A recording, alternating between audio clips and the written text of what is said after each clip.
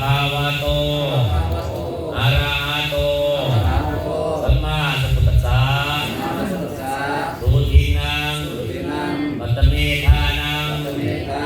ทานังเมปาริสุทธังสาวกยาปังโหตุอนาคเตกาเลความยินดีในทานการให้ของขอจงให้สำเร็จสิทธาสาวา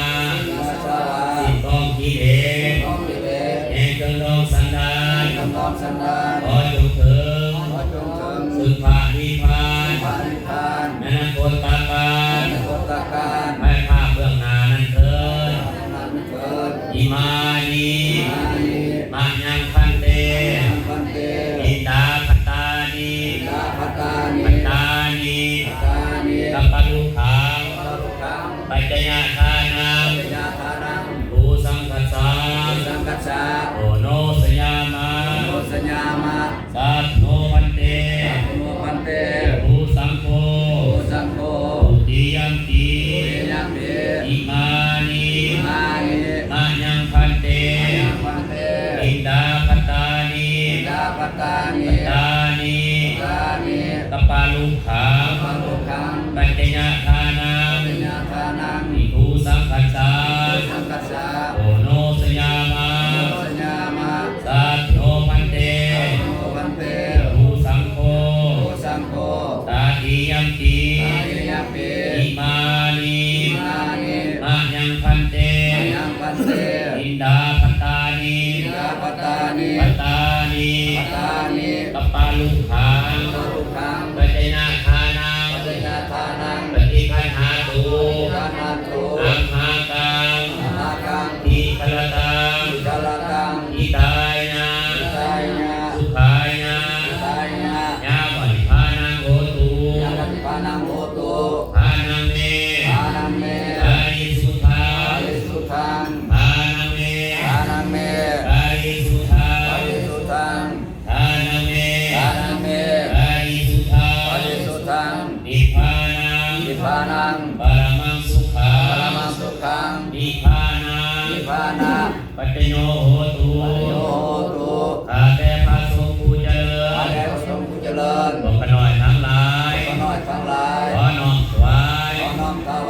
เขาบิณฑบาตบอกภัตตาหารกั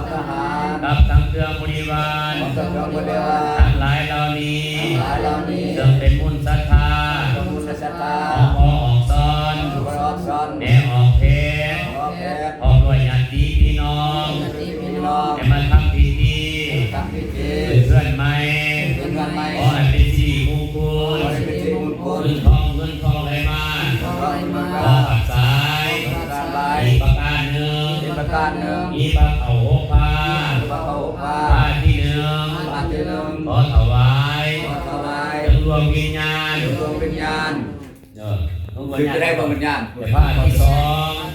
อง ถวายให้แก่ดวงวิญญา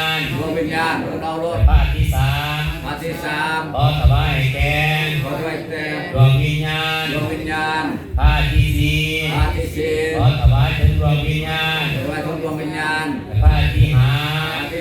ขอถวายถึงดวงวิญญาณแต่ผ้าที่หกถวายให้แก่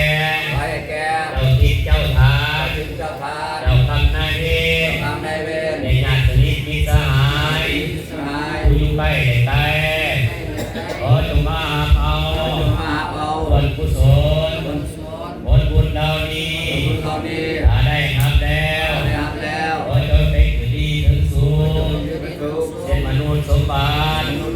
สวรรค์สมบัติให้พาท่านสมบัตินั่นแต่ก็ขาดเถิดสาธุอนุโม